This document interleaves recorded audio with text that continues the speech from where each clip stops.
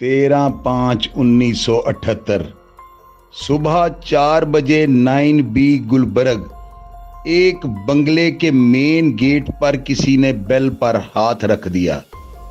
कुछ देर बाद जब घर का मालिक आया और उसने दरवाजा खोला तो शायद उसके जहन में ये बात थी कि कोई रहमत का फरिश्ता आया है, लेकिन ऐसा नहीं हुआ। उसका ख्याल गलत निकला। असल में वो मौत के फरिश्ते थे जो उसकी इज्जत को तार तार करने के लिए उसके घर में घुस गए। इनके नाम फारूक बंदयाल, वसीम याकूब भट्ट और सरदार खान खिच्ची थे। ये घर था झरना बासत का, जिसको दुनिया ने अदाकारा शबनम के नाम से जाना। इस बंगला में इसका खामद रॉबिन गोश और बेटा रॉनी रहते थे। जब ये हमलावर अंदर घुस गए तो इन्होंने 2 मुलाजम जो मियाँ बीवी पर मुश्तमिल थे, उन समेत रॉबिन गोश और उसके बेटे रॉनी को रस्सियों के साथ बांध दिया।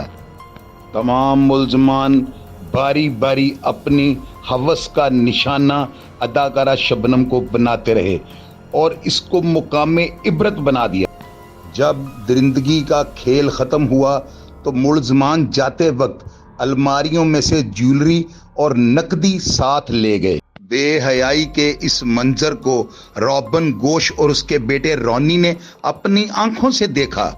वाकया की इतला मिलते ही पुलिस ने FIR दर्ज की और मुल्ज़मों के रिकॉर्ड से पता लगा कि इन्होंने कुछ अरसा पहले अदाकारा ज़ुमुर्द को भी जिनसी दरिंदगी का निशाना बनाया है। इन मुल्ज़मान में से एक चीफ सेक्रेटरी का भतीजा और 2 जिम्मेदार और बड़े तगड़े घरानों से ताल्लुक रखते थे। तमाम मुल्ज़मान गवर्नमेंट कॉलेज के तालिब इल्म थे। ये उस दौर की बात है जब मौलवी मुश्ताक हाई कोर्ट का जस्टिस था और इसके पास उम्मत मुसलमान के सबसे ताकतवर वजीर आजम जुल्फ़िकार अली भुट्टो का ट्रायल चल रहा था। जिस रोज ये वाकया हुआ उस वक्त सदर अयूब का दौर चल रहा था और बाद में ज़ियाउल हक पाकिस्तान पर जबरदस्ती काबज हो चुका था और उसने फौजी अदालतों का क़याम कर दिया था। इस केस की बाकायदा अदालती कार्रवाई शुरू हो गई। फिर 7 माह बाद इन 3 मुल्ज़मान और 2 सहूलतकारों को सजाए मौत सुना दी गई। पाकिस्तानी फिल्म इंडस्ट्री के तमाम अदाकारों ने ज़ियाउल हक को मिलकर कहा कि कोई भी मुल्ज़म बचना नहीं चाहिए। शबनम की तरफ से SM ज़फ़र, जो कि उस वक्त वज़ीर कानून भी थे, उनको वकील मुकर्रर किया गया, जिन्होंने तमाम मुल्ज़मान को सजाए मौत का हुक्म करवा दिया। खावर नईम हाशमी एक सीनियर सहाफ़ी थे, जिन्होंने अपनी किताब में इस वाक़या का जिक्र कुछ इस तरह से किया कि ज़ियाउल हक की आमरीत के दौर में मैं भी पाबंदे सलासल कोट लखपत जेल में था और उस दौर में कूमा कसाई और शाया पहलवान भी जेल के अंदर थे। इन तीनों मुल्ज़मान की जेल के अंदर अजारादारी थी और बड़े से बड़ा अफसर भी इनको सलाम किए बगैर नहीं जाता था। खावर नईम हाशमी लिखते हैं कि एक दिन मैंने इन मुल्ज़मान से पूछा कि ज़ुमुर्द और शबनम डकैती केस के असल हक़ाइक़ क्या हैं, तो इन्होंने बड़े धीमे लहजे से जवाब दिया कि हम अदाकारा शबनम के घर बाकायदगी के साथ जुआ खेलने जाते थे और रोज़ाना हम ये पैसे हार जाते थे।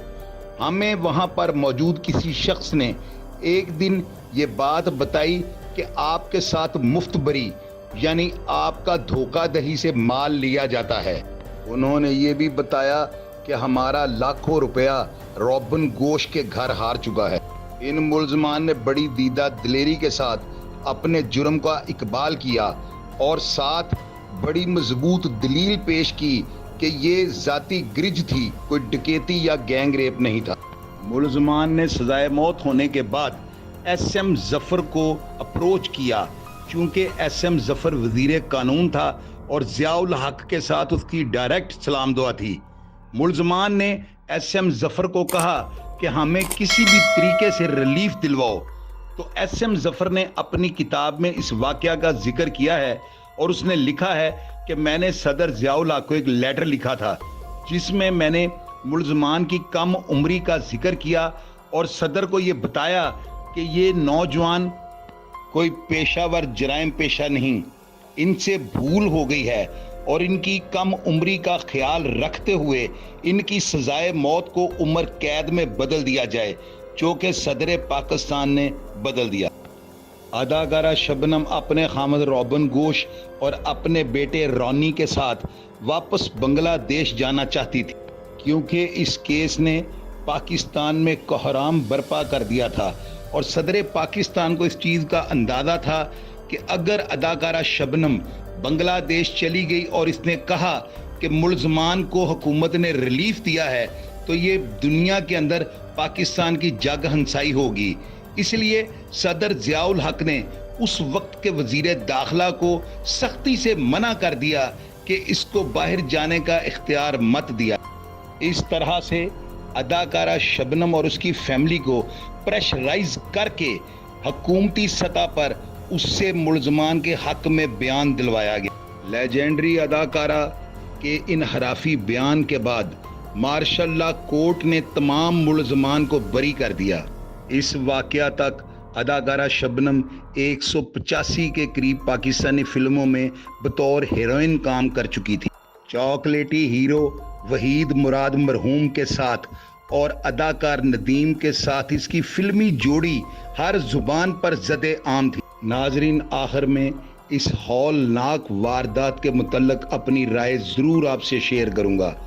ناظرین، ان ملزمان نے جب خاور نعیم ہاشمی کو جیل کے اندر شبنم ڈکیتی کیس کے متعلق اور زمرد کے ساتھ ہونے والی واردات کے متعلق بیان دیا تو وہ اتنا دفاع کے زمرے میں آتا ہے کہ ملزمان نے بہت مضبوط الفاظ کی گرفت رکھ کر ساری سٹیٹمنٹ دی کہ یہ ڈکیتی یا گینگ ریپ کا واقعہ نہیں بلکہ ذاتی دشمنی کا شاخسانہ تھا۔ اگر ان کی بات کو یا بیان کو سچ مان لیا جائے تو کیا اداکارہ زمرد نے بھی ان کے ساتھ 2 نمبری یا تاش کے جوئے میں ان کا مال ہتھیایا تھا؟ گینگ ریپ کی دوہری واردات یہ ثابت کرتی ہے کہ ملزمان پیشہ ور جنسی درندگی کے شوقین تھے۔ ان طاقتور ملزمان کا مارشل لا کورٹ سے بری ہو جانا صدر ضیاء الحق اور عدالتی نظام پر ایک زناٹے دار تھپڑ تھا اور ضیاء الحق کی آمریت کے دور میں عدلیہ کے نظام پر ایک زناٹے دار تھپڑ تھا۔ ان تینوں ملزمان کو آج بھی لوگ فاتحین شبنم کے نام سے جانتے ہیں۔ رونی، جو کہ شبنم کا بیٹا تھا، جب اس نے اپنی ماں کی لٹتی عزت کو اپنی آنکھوں سے دیکھا تو وہ 10 سال کے لیے سکتے میں چلا گیا۔